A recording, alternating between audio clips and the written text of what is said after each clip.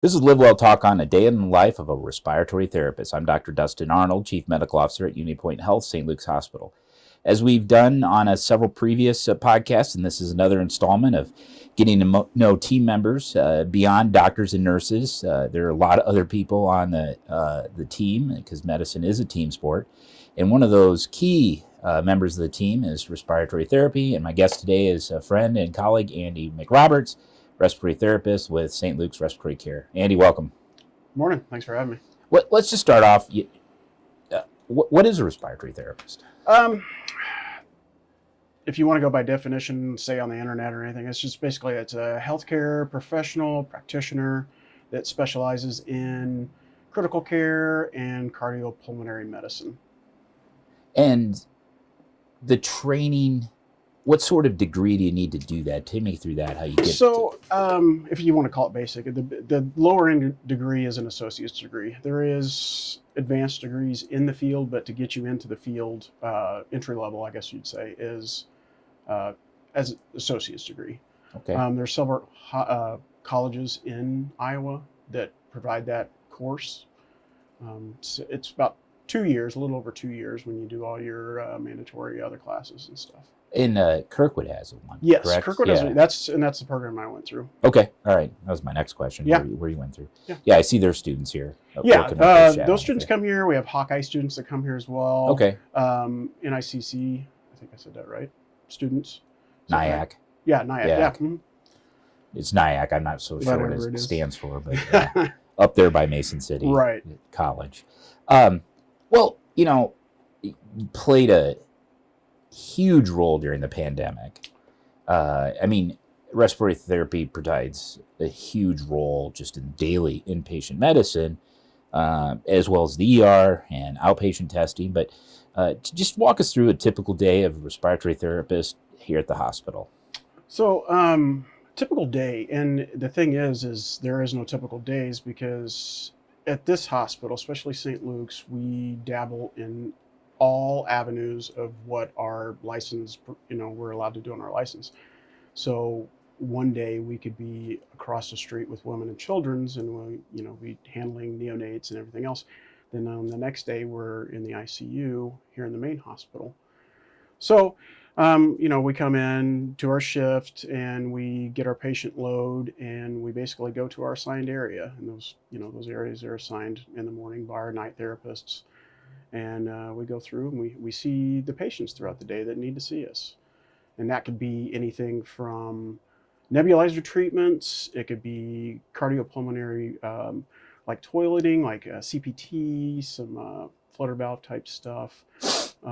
Education, that's a big thing. Even though sometimes we're just seeing these folks for like nebulizers, we're doing a lot of education with these folks. And then on the other side of it, we're seeing these patients that are on life support, ventilation, ventilators, BiPAPs, high flow therapy, oxygen therapies. That non-invasive ventilation really has become an instrumental part of providing care compared to 10, 15 years ago. Absolutely, yeah. When it first came out,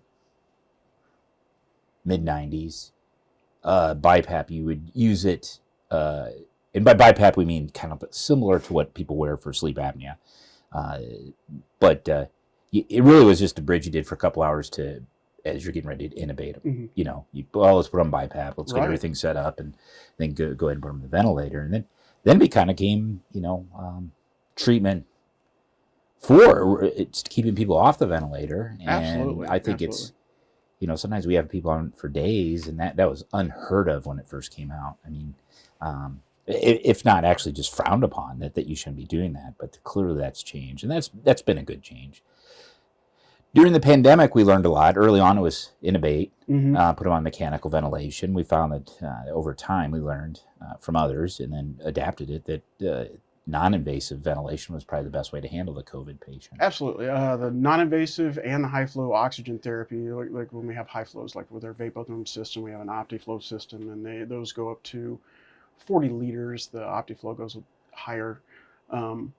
But those systems, they kept these patients, these COVID patients, even when they were really, really bad, they kept them from getting intubated because we were able to provide enough airflow for them to keep that work of breathing down, also to get that oxygenation up. That's what we fought a lot in these COVID patients was just oxygenation.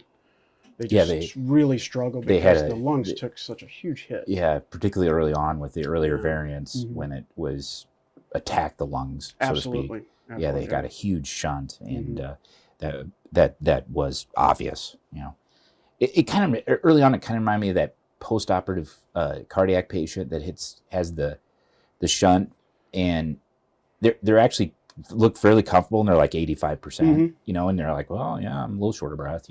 That's how the COVID patients, but they got sick quick. Right, and they did, and it was we would see these patients be like, okay, they're in for COVID. We'll just keep an eye on them, and it wouldn't be just a few hours later, and we were struggling. Yeah, I saw that multiple times. What got you interested in respiratory therapy?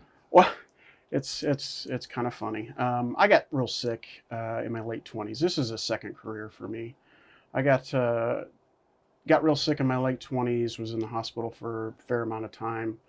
And my family, when I was really sick, got to know the respiratory therapist really well as the rest of the staff. But the respiratory therapist really, it's something that stuck with them. Really, they just loved interacting with them. So when I got better and decided I was going to make a career change, that's the first thing that my mom suggested was be a respiratory therapist, and my wife. My wife was really adamant about me going into respiratory.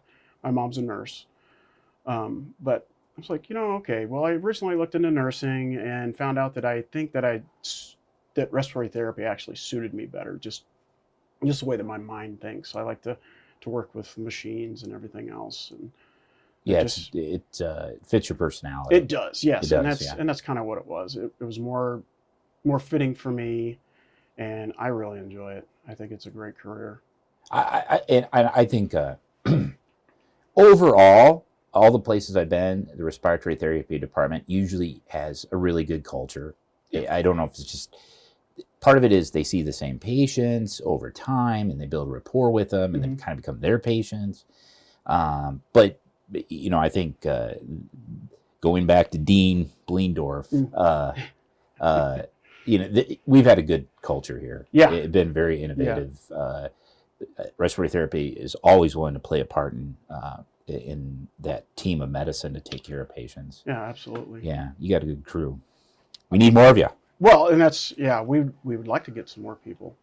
So the students that come through here from the schools, I always tell them, look, this is a good career path that you've chose. St. Luke's itself is a really good hospital to come to.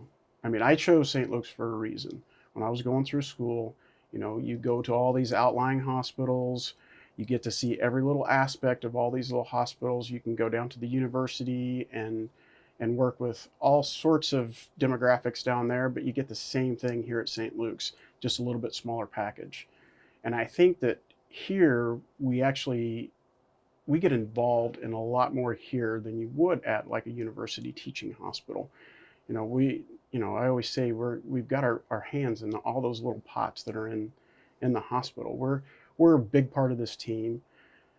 As far as I can tell, everybody loves working with us. We love working with everybody. And like I said, we get to see everything in this hospital. There isn't a part of this hospital that we don't get involved in. Yeah, when we started the conversation, I totally forgot about it. You guys play a big role across the street in neonatology and transports. I wasn't even thinking about that.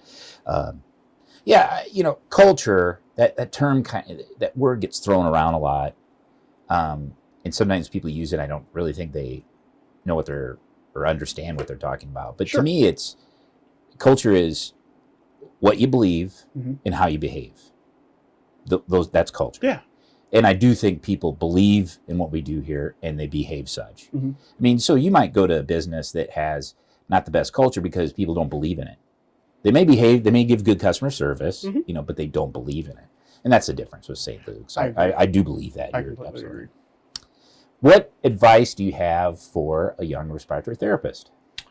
Let's see. That's kind of a hard one, I guess. Be ready to work. Sometimes you go through school, this is any job. you go through it and you think that once you've gone through school that you don't have anything to learn. You've probably learned it all at that point.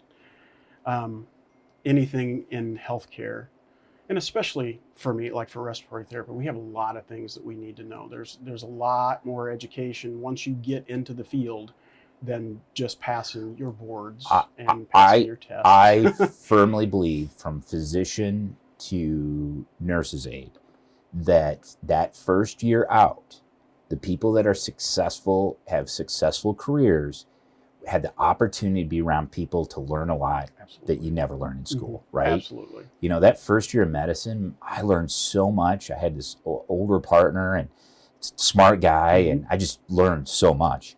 And you know, I feel sorry in a way for people that get out of school and they don't have those great mentors. You know, and so that is important. Those old guys kind of know stuff, don't they? They do. Yeah. Our teenagers might disagree with that. They do. Yeah, you know, it's they always know better. They got the latest information. Just ask, you know, it's on the internet. So. Yes, it's Googled it, Dr. Google. Right. So, hey, Andy, thank you for joining me and sharing about your day in the life of a respiratory therapist. Once again, this was Andy McRoberts, respiratory therapist with St. Luke's Respiratory Care. If you're interested in a career in respiratory therapy at St. Luke's, visit unitypoint.org/careers. Thank you for listening to LiveWell Talk On. If you enjoyed this episode, don't forget to subscribe. And if you want to spread the word, please give us a 5-star review and tell your family, friends, neighbors, strangers about our podcast. We're available on Apple Podcasts, Spotify, Pandora, or wherever you get your podcast. Until next time, be well.